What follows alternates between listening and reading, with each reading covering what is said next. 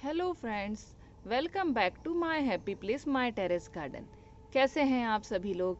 आशा करती हूँ गार्डनिंग में व्यस्त और मस्त ही होंगे। फ्रेंड्स, आज का मेरा ये जो टॉपिक होने वाला है ये होने वाला है सनफ्लावर प्लांट के ऊपर। जैसे कि आप सभी लोग जानते हैं कि सनफ्लावर जो है वो समर का ही प्लांट है। समर में ये बहुत ही अच्छी तरीके से ब्लूम होते हैं और जैसा इनका नाम है उसी प्रकार से ये सनलाइट को बहुत ज़्यादा ये पसंद करते हैं।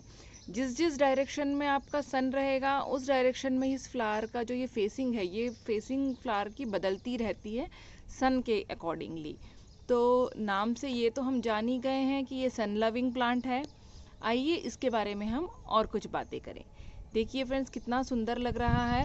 और जब से मेरे टेरेस के ऊपर सनफ्लावर ब्लूम हुए हैं तब से बीज और ये फ्लाइज की इतनी ज़्यादा, हनी बीज तो इतनी ज़्यादा आने लग गई हैं। और भंवरे जो पहले नहीं मेरे टेरेस पे इतने दिखते थे, अब बड़े बड़े भंवरे हमारे टेरेस के ऊपर बहुत ज़्यादा आने लग गए हैं। और अभी मैं बैठी हूँ इसीलिए वो भौरे परेशान होके इधर उधर घूम रहे हैं। अदरवाइज वो फुल टाइम फ्लावर के ऊपर ही आसपास ही फ्लावर के घूमते रहते हैं। और बटरफ्लाईज इतनी आने लग गई हैं अब। जब से सनफ्लावर मैंने देखा है आए हमारे पे खिले, तब से बड़े बड़े भौरे और बटरफ्लाईज बहुत ज़्यादा मुझे दिख रही हैं। और ये अभी आप देख ही सकते हैं किस तरीके से ये पूरा सक कर रही हैं, कितने सुंदर लग रहे हैं ये। तो चलिए फ्रेंड्स, आते हैं हम अपने टॉपिक के ऊपर। तो फ्रेंड्स, ये जो सनफ्लावर का मेरा जो प्लांट है जो मैंने लगाए हुए हैं, ये मैंने सीड से ग्रो करे हुए हैं। ये देख सकते हैं आप, मेरे पास ये 3-4 प्लांट्स लगे हुए हैं। ये मैंने सभी सीड्स से लगाए थे। और ये जो हैं ये मेरे डॉफ वैरायटी के हैं। ये देखिए आप, इनकी हाइट बिल्कुल छोटी सी हाइट है इनकी। ये देख सकते हैं आप इनकी हाइट, ये देखिए। ये टॉल वैरायटी के नहीं हैं। सनफ्लावर में आजकल बहुत सारी वैरायटीज़ आती हैं। इनमें टॉल वैरायटी आती है, डॉफ वैरायटी आती है, एक मीडियम साइज़ के भी रहते हैं जो हाइट में बहुत मीडियम रहते हैं। और उनकी पेटल्स जो रहती हैं, जैसे आप ये देख सकते हैं, ये पेटल्स पूरा फ्लावर जो है ये पूरा भरा हुआ फ्लावर है। और इसका आप साइज़ देख सकते हैं, पूरा मेरे हाथ के बराबर का इसका साइज़ आ रहा है। बहुत ही बड़ा साइज़ है। और ये मीडियम साइज़ है। इससे भी बड़ा एक फ्लावर, एक वैरायटी रहती है जिसमें बहुत ही बड़े साइज़ का फ्लावर आता है। वो थोड़ा टॉल भी जाता है। वो इतना वो कम से कम आपका 3-4 फीट के ऊपर, 4 फीट के तो ऊपर जाता ही जाता है वो प्लांट। और उसमें बहुत ही बिग साइज़ का फ्लावर आता है। और कुछ छोटे छोटे मिनिएचर सनफ्लावर्स भी आते हैं, वो भी एक वैरायटी रहती है। और ये जो है, जो मेरे पास लगी हुई, ये मीडियम वैरायटी। और इसकी जो ये पेटल्स हैं ये पूरी भरी हुई हैं। नहीं तो कई फ्लावर्स की जो पेटल, ये अभी पूरा ब्लूम नहीं हुआ है, आज तो ये आधा ही ब्लूम हुआ है, अभी ये फुल ब्लूम होगा। और इसमें कुछ एक वैरायटी ऐसी आती है जिसकी पेटल्स बहुत ही सिंगल सिंगल पेटल्स में रहता है। ये जैसे देखिए, इसमें एक के ऊपर एक ये पेटल्स भरी हुई हैं, ये पूरा फ्लावर जो है भरा हुआ है। और कुछ प्लांट्स ऐसे आते हैं जो सिंगल सिंगल पेटल वाले रहते हैं। तो सनफ्लावर में बहुत सारी वैरायटीज़ आती हैं। रेड कलर का सनफ्लावर भी आता है। इस बार फ्रेंड्स, मैंने पोस्ट से अपने ऑनलाइन मैंने सीड्स ऑर्डर करी थी गोविंद जी से। तो वो मेरे उन्होंने वहाँ से पोस्ट भी कर दिया, उन्होंने मुझे स्पीड पोस्ट नंबर भी दे दिया था। बट लॉकडाउन के कारण मेरी सीड्स इस बार मुझे समर की मिल ही नहीं पाई। उसमें मैंने 2-3 वैरायटी के सनफ्लावर्स मंगाए थे, लेकिन वो मुझे नहीं मिल पाए। तो मेरे पास जो ये लास्ट ईयर का मेरा एक फ्लावर पड़ा हुआ था लकीली, तो उसकी मेरी कुछ सीड्स थी, तो वो मैंने ऐसे ही डाल दी थी। और वो जर्मिनेट भी हो गई बहुत अच्छी तरीके से। और आप देख भी सकते हैं कि प्लांट्स भी कितने हेल्दी और कितने अच्छे तरीके से आए। ये देखिए, ये भी एक है, इसमें इतनी सारी बर्ड्स लगी हुई हैं। अभी धूप के कारण मुझे भी दिख नहीं रहा है ठीक से जो मैं शूट कर रही हूँ वो। तो फ्रेंड्स, चलिए हम बात करते हैं कि इसको हम जर्मिनेट कैसे कर सकते हैं। तो हम इसको सीड्स से बहुत इजीली हम इसको जर्मिनेट कर सकते हैं। ये प्लांट बहुत इजीली प्रोपोगेट हो जाता है सीड्स से। और इसमें बहुत सारी वैरायटीज़ के बारे में तो मैंने आपको बता ही दिया है, अलग अलग वैरायटीज़ आती हैं इसकी। और मेनली ये सन लविंग प्लांट होता है। तो हमें इसको रखना जो है वो टोटली पूरी तरीके से हमको इसको सनलाइट में ही रखना है। अब दिन का हमारे यहाँ पे टेम्परेचर जैसे बहुत ज़्यादा रहता है, बट इसको हमें शेड में रखने की ज़रूरत नहीं है। अगर हम इस प्लांट को शेड में रखते हैं फ्रेंड्स, तो ये हमें हो सकता है फ्लावरिंग देगा, लेकिन इसका जो फ्लावर का साइज़ होता है वो बहुत छोटा छोटा हो जाता है इसके फ्लावर का साइज़। तो हमको इसको फ्लावर जो अच्छी फ्लावरिंग के लिए हमको इसको फुल सनलाइट में रखना है। अभी देखिए जैसे सन का हमारा जो डायरेक्शन है, उन्हीं डायरेक्शन में ये सन फ्लावर्स का जो है ये फेसिंग चेंज होते रहता है। जैसे जैसे हमारे सन की डायरेक्शन चेंज होगी, फ्लावर अपना फेस सन की तरफ कर लेता है।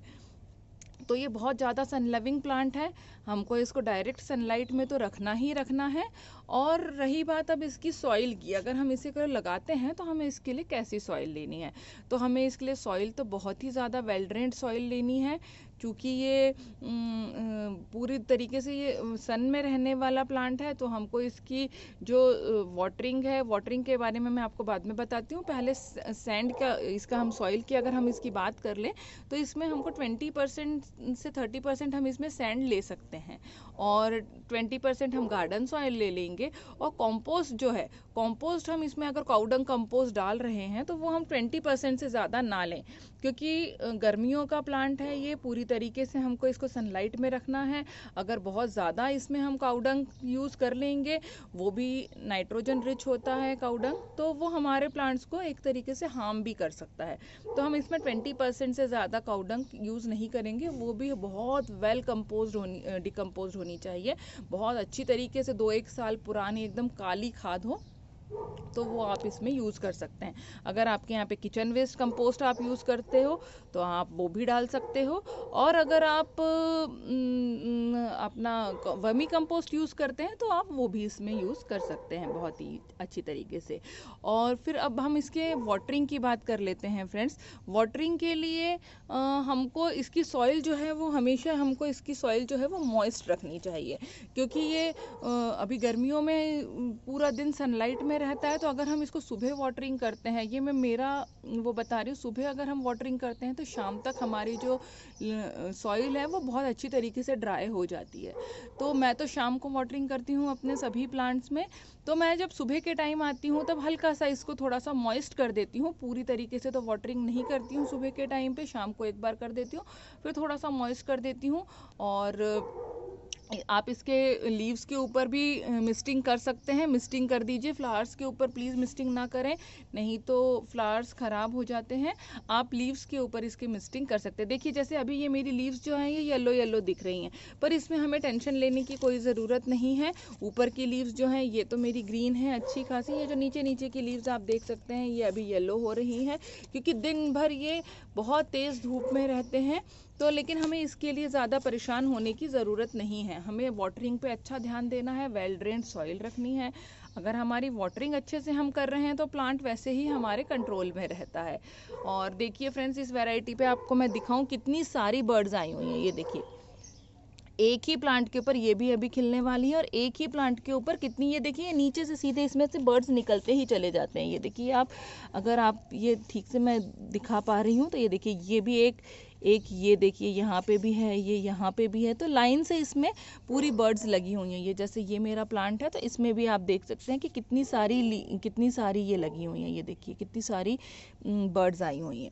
एक ही ब्रांच के ऊपर बहुत बहुत सारे इसमें फ्लावर्स आ जाते हैं, और इसका फ्लावर भी फ्रेंड्स बहुत दिनों तक रहता है, अच्छे से चल दिए। देखिए लाइन से आप देखिए पूरी बर्ड्स ही बर्ड्स दिख रही हैं। तो इसका फ्लावर जो है फ्रेंड्स ये बहुत दिनों तक रहता है। अब ये वाला जो मेरा लगा हुआ है, इसी फ्लावर को लग के मेरे 7-1 दिन तो आराम से हो ही गए हैं, 1 वीक के ऊपर हो गया है ये। इसलिए आप देख सकते हैं ये बीच में से ऐसा, इसमें अब धीरे धीरे करके जैसे ही ये स्पेंट होगा तो इसमें सीड्स बनना स्टार्ट हो जाएंगी। मेरा लास्ट ईयर का फ्लावर मैंने ऐसे ही बचा के रख लिया था। ये देखिए फ्रेंड्स आ गया ये भौरा। तो मेरा लास्ट ईयर का जो प्लांट है वो मैंने फ्लावर जो है वो बचा के रख लिया था, उसी की ही सीड्स मैंने उसी के सीड्स से ही इस बार ये जर्मिनेट किए हैं। तो ये सीड्स से बहुत इजीली लग जाते हैं।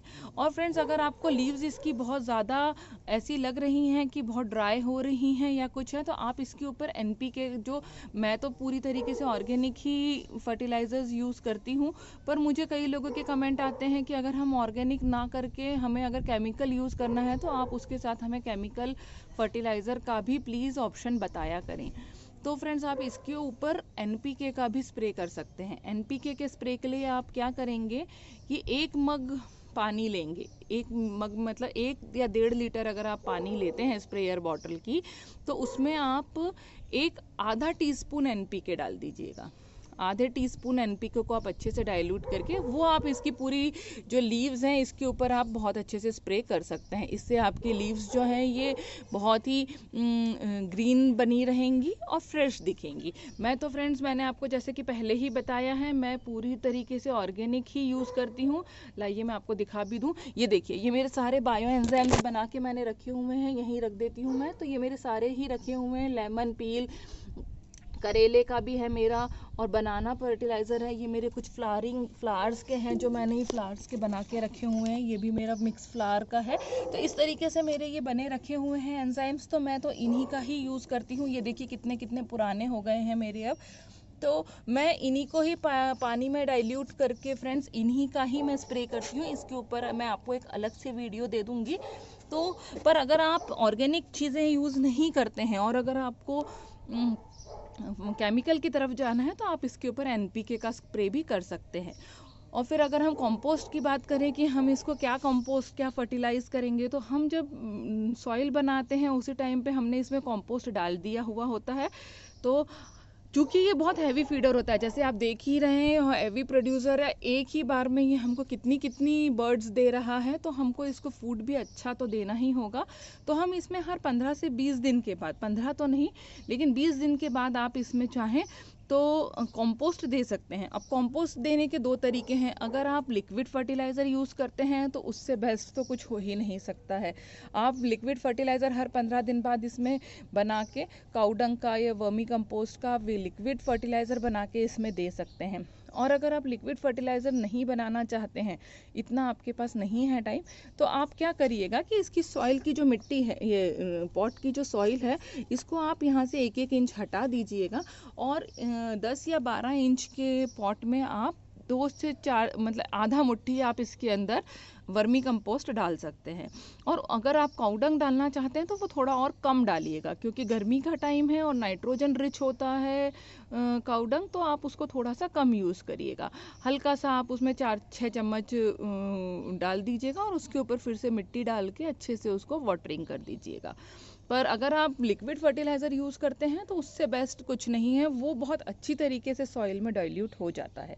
और लिक्विड फर्टिलाइज़र बनाना भी कोई मुश्किल नहीं है। आप रात के टाइम में एक बकेट में थोड़ा सा वर्मी कंपोस्ट या काऊ डंग कंपोस्ट को आप अच्छे से सोक करके रख दीजिए और 1 दिन तक उसको छोड़ दीजिए सोक किया हुआ। और फिर उसको आप जैसे 1 पार्ट अगर आप वो लिक्विड ले रहे हैं तो उसमें आप 10 पार्ट वाटर डाल दीजिएगा और फिर उस पानी को आप प्लांट्स में अप्लाई कर दीजिएगा। ये आप आपके सभी प्लांट्स में अप्लाई करिएगा, बहुत ही बढ़िया रिजल्ट इससे आता है। और जो सॉइल रहती है वो अच्छी ड्राई हो जाए तब आप यूज़ करिएगा, जिससे कि सॉइल जो है वो सारे न्यूट्रिएंट्स को सोक कर लेगी। क्योंकि अगर हम ड्राई कंपोस्ट डालते हैं तो वो सॉइल में मिक्स होने में और अपना उसका वो दिखाने में उसको टाइम लग जाता है। और लिक्विड जो होता है, लिक्विड फर्टिलाइज़र को सॉइल बहुत जल्दी अब्जॉर्ब कर लेती है। तो आप इस तरीके से इसमें लिक्विड फर्टिलाइज़र को यूज़ कर सकते हैं। तो ये तो हो गई बात फर्टिलाइज़र की। हमने पॉटिंग मिक्स की बात कर ली, हमने वाटरिंग की बात कर ली, हमने इसकी भी बात कर ली कि हम क्या फर्टिलाइज़ करेंगे। अब रही बात इसके ऊपर कुछ पेस्ट का अटैक होता है या नहीं। तो फ्रेंड्स, आप गर्मियों के टाइम पे क्या होता है, स्पाइडर माइट का और एफिड्स का और मिलीबग्स का सभी प्लांट्स के ऊपर, आपके गार्डन में जितने भी प्लांट्स हैं उनके ऊपर बहुत जल्दी अटैक हो जाता है। तो इसके लिए हमारे सभी प्लांट्स के लिए मैं आपसे कह रही हूँ कि हम जब वाटरिंग करते हैं तब हम प्लांट्स को बहुत अच्छी तरीके से इस पर शावर कर दें, जिससे कि ये प्लांट्स के ऊपर अगर कुछ भी अटैक होता है माइट्स का, स्पाइडर माइट्स तो जैसे गर्मी के टाइम पे बहुत ही ज़्यादा रहती हैं, तो कुछ भी अगर हमारे प्लांट के ऊपर अटैक होता है तो वो अटैक होने के पहले ही हम डेली अगर उसको शावर देते रहेंगे तो उसका इफ़ेक्ट जो है वो कम हो जाएगा। जैसे अभी देखिए, ये मैं सभी प्लांट्स के ऊपर, अभी आपको इस पर दिख नहीं रहा होगा, वाइट वाइट एफिड्स जो थी वो हल्की हल्की इसके ऊपर दिखने लगती हैं। मैं डेली इनके सारे पत्ते, ये देखिए इस पे शायद आपको हल्का हल्का दिख रहा होगा, धूप के कारण मुझे भी नहीं ठीक से दिख रहा है मैं क्या शूट कर रही हूँ। ये देखिए, तो ये जो हल्का हल्का मैं इसमें डेली ही जब वाटरिंग करती हूँ तो मैं स्प्रेयर बॉटल में, वैसे तो मैं शॉवर कर देती हूँ और मैं हर 1-2 दिन के बाद स्प्रेयर बॉटल में अपना पानी भर के और ये सारे पत्तों को ऊपर नीचे से बहुत अच्छी तरीके से वॉश कर देती हूँ। तो ये थोड़ी सी मेहनत आपको गर्मी के दिनों में फ्रेंड्स लेनी पड़ेगी अपने प्लांट्स के साथ। तो अगर आप लीव्स को और प्लांट्स को अच्छी तरीके से शावर कर देते हैं तो आप आधी प्रॉब्लम्स से तो वैसे ही आप फ्री हो जाएंगे। और फिर उसके बाद भी अगर कोई अटैक होता है इस पर तो आप इस पर सोपी स्प्रे कर दीजिएगा, नीम ऑयल का स्प्रे कर सकते हैं आप। और बहुत ही ज़्यादा अगर आपके प्लांट पे कोई फंगस या कोई एफिड्स और मिलीबग्स का अटैक होता है तो फिर आप इंसेक्टिसाइड्स की तरफ जाइए। पर अगर आप ये वाले मेजर्स अपनाते रहेंगे तो आपको आपके प्लांट्स में इतना ज़्यादा कोई प्रॉब्लम आएगी ही नहीं। उससे पहले ही आप इन सब चीज़ों से बच जाएंगे अगर आप आपके प्लांट्स को रेगुलर शावर दे रहे हैं तो इन छोटी छोटी चीज़ों का ध्यान रख के हम अपने प्लांट्स को बहुत ही हेल्दी बना के रख सकते हैं। तो यही बातें थी फ्रेंड्स जो सनफ्लावर के बारे में थी। और सनफ्लावर बहुत ही हार्डी प्लांट है, आप इसे अपने गार्डन में ज़रूर शामिल करिए। और ये जब आपके गार्डन में ब्लूम करता है तो आपके गार्डन की एक अलग ही रौनक आ जाती है। आपके गार्डन में बहुत ही सुंदर दिखने वाला फ्लावर है और बहुत ज़्यादा दिनों तक लॉन्ग लास्टिंग फ्लावर्स रहते हैं इसके। तो फ्लावर्स फ्रेंड्स वही अच्छे लगते हैं जो लॉन्ग लास्टिंग रहे। हम इतनी मेहनत करते हैं और फ्लावर एक दिन में आके अगर चला जाता है तो वो भी दुख होता है। तो जैसे अगर ये फ्लावर खिला है तो अभी मेरे बगिया में ये कम से कम 15 एक दिन तो 10 एक दिन तो अभी और रहेगा ही रहेगा। तो ऐसे फ्लावर्स अच्छे लगते हैं जो बहुत दिनों तक चलते हैं हमारे साथ। तो आप सनफ्लावर को अपने गार्डन में ज़रूर शामिल करें। और इसकी केयर भी बहुत ज़्यादा नहीं होती है, बस ये है कि आप इसमें वाटरिंग अच्छे से करते रहें, सुबह शाम वाटरिंग करिए, ओवर वाटरिंग से बचें। सभी प्लांट्स का एक ही नियम है, अगर आपने वाटरिंग पे अच्छे से ध्यान दे दिया तो फिर आपके प्लांट्स में ज़्यादा कोई प्रॉब्लम होती नहीं है। तो बस फ्रेंड्स मेरा आज का वीडियो कुछ इसी तरीके से था। ये देखिए मेरे ये ऑफिस टाइम भी बहुत अच्छे से ब्लूम कर रहे हैं। इनको भी मैंने फुल सनलाइट में ही रखा हुआ है, ये ऐसे मैंने अपने सारे प्लांट्स के साथ इनको रख दिया है। और जो अभी मेरे लास्ट ईयर के अवेलेबल थे वही मैं लगा पाई हूँ क्योंकि लॉकडाउन के कारण कुछ भी नहीं मिल पा रहा है। जो पिछले साल के थोड़े बहुत बचे हुए थे पर्सलिन और पॉचुला का, वही मैंने इनमें लगा दिए हैं सब में। बहुत ही सुंदर दिख रहे हैं ये भी। तो ये कुछ इस तरीके से मेरे सनफ्लावर के प्लांट्स मेरे गार्डन की शोभा बढ़ा रहे हैं। आशा करती हूँ आप लोगों को मेरा आज का वीडियो पसंद आया होगा। अगर आप लोगों को मेरा वीडियो पसंद आया तो प्लीज़ मेरे वीडियो को लाइक करिएगा, शेयर करिएगा और प्लीज़ प्लीज़ प्लीज़ मेरे चैनल को सब्सक्राइब कर लीजिएगा। और जैसे आप लोग अच्छे अच्छे प्यारे प्यारे कमेंट्स करते हैं वैसे ही कमेंट्स करके मुझे बताइएगा कि आपको ये आज का मेरा वीडियो कैसा लगा। तो फ्रेंड्स लॉकडाउन में घर पे ही रहिएगा, स्वस्थ रहिएगा, मस्त रहिएगा और अपने प्लांट्स का खूब सारा ध्यान रखिएगा। जल्द ही किसी और वीडियो के साथ में आप लोगों के साथ मुलाकात होगी। तब तक के लिए friends bye, take care, happy gardening friends.